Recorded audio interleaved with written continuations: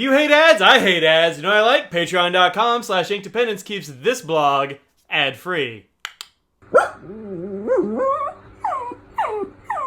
Hello folks, welcome to Inkdependence. I'm Mike, and today we're taking a look at this ink. This is the new Private Reserve Daphne Blue. I reached out to Yafa a little bit ago and said, hey, guys, could I get some of these Private Reserves to review? And they said, yeah, sure. And so they sent me several. I was expecting samples. They sent full-on bottles. So I'm excited about this. Private Reserve is an ink that has a place in my heart because they are the first bottles of ink that I bought for myself back in the 90s because you could buy them at the only pen stores that we had around, which were like Paradise Pens in malls. So I've gone through several bottles. I think my first ones were like Lake Placid Blue and Blue Suede and some of those others. And I have a few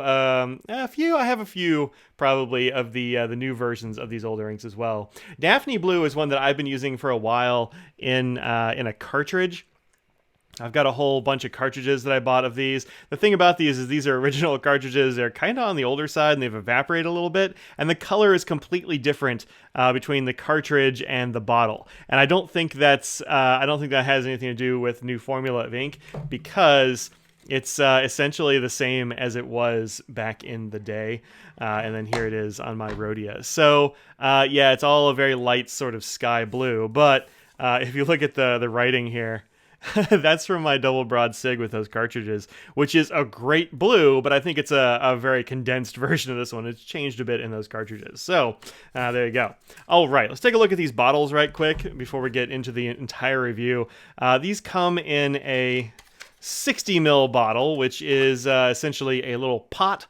It's a fun little pot. Here is one of my older Private Reserves. This is, I think, the last generation of bottle before the current one. You can see it's taller. It's also a 66 milliliter bottle instead of 60, and it was slightly less expensive at $10.95. The new bottles for $10.95 for 66 ounces. The new ones are 60 ounces for between 12 and 15, depending on where you get them. But that's not really a huge change, and it's been a few years, so a little bit of inflation, like $1, whatever, it's fine, I don't care. This bottle has a really enormous mouth, as you can see there, much bigger.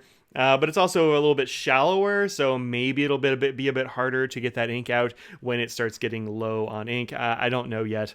I've only just gotten these bottles, and I have definitely not gone through 60 mils of this ink yet. So, all right, Private Reserve. Let's look at this on some paper here. Right, there we have it. And as you can see, this is a very nice sort of sky blue. I dig this color. I think it's pretty good. It's a little bit on the wet side, as I say here. I've had it in this pen the whole time, which is a Y Studio desk pen. It's got a Schmidt nib, I believe is what, yeah, it's a Schmidt nib. And it's a medium, and it's a fairly wet-ish nib anyway, but this ink does sort of flow a little bit extra freely out of here, and I think this ink would actually do better in a medium nib, or sorry, a fine nib than it's doing in this medium.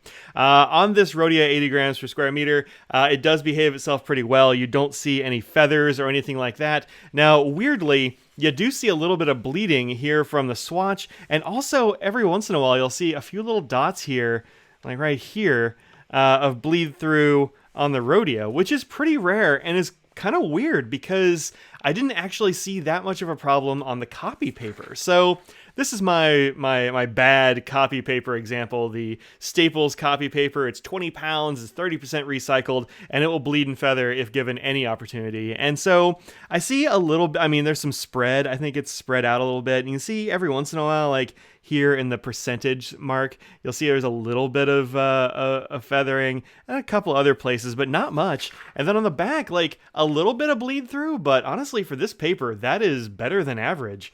It's not bad. And then you get a few spots from Rhodia, so I'm not really sure how to explain that. It could just be the composition of the ink and the Rhodia paper don't love each other. I'm not really sure. But you know, so there you go. I don't know why it would happen, but it does. You get a little bit of shading out of this when you're writing with it in a pen, but not a huge amount. It is pretty steady ink, I think. And I think this would be pretty good if you just put it in a fine nib. Just put it in a fine nib and you'll be perfectly happy. Or just use big swatches of it. I don't know. You do you. I'm not going to tell you how to use your inks. Let's do a little bit of a water test here, and then we'll compare it to some other things and look at it on some other papers. So, a little bit of Syringe is stuck. There we go. That was almost a disaster.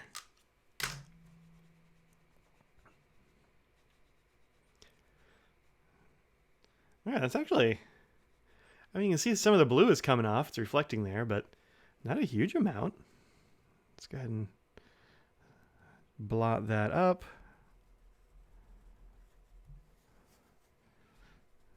There we go.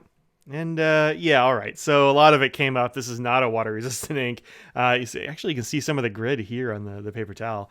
But you can still read that, I think. So it's got some measure of resistance, but it's nothing like waterproof. So yeah, most of it's going to come up. But still have lines there, still have dots. You can actually still read the text, although a lot of it is gone. So yeah, no real water resistance there.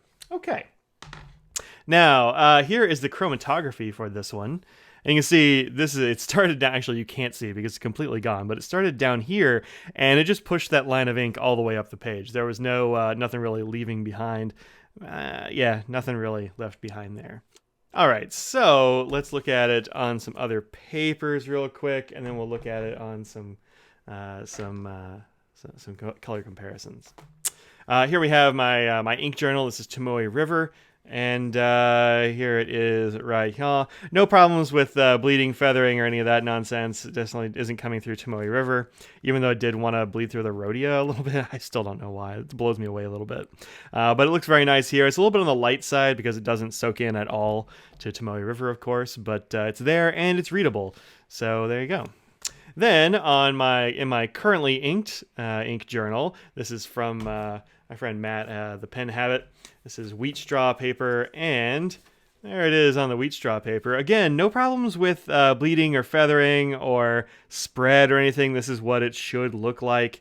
And then they go through, yeah, no, it doesn't. Just the Rhodia for some reason. So it behaves itself well on lots and lots of papers. Just, not Rhodia a little bit.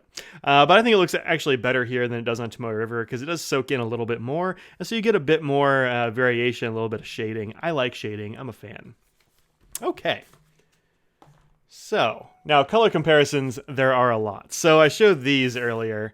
These are the original Private Reserve and the new Private Reserve Daphne Blue.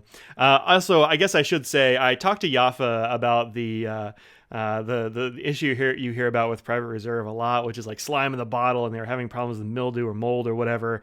And Yafa says that they're making it now in their facility. They have like their top QC on it, and it should not be a problem. Now I have to say I haven't ever had a bottle of Private Reserve go bad on me, and I'm hoping these aren't the first. Obviously they're all fine now, but I wouldn't worry about that. It's a new manufacturer and distributor and everything, so I don't think that's going to be a problem.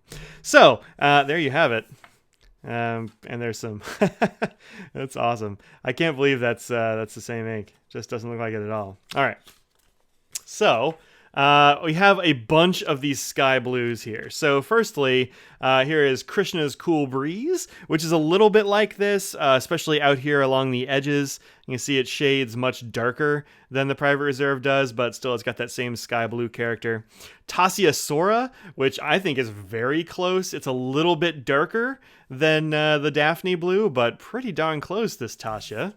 Then Monteverde Caribbean Blue, which I think is lighter a bit than Daphne Blue, at least on the edges. It seems to shade in the same area, but pretty darn close. And Lamy Pacific Blue, which, if I'm not mistaken, was Lamy Turquoise or some such thing, and then they just sort of rebottled it. But this is very close as well. Lots of these sky blues end up looking very, very close. Here we have Rohr and Klingner's Blue Mare, which I think is a slightly richer color in person than the Daphne Blue is. And then Seitz Krusnach's Arctic Blue, which is pretty darn close, I think. Maybe a little bit lighter on the Arctic Blue than the Daphne.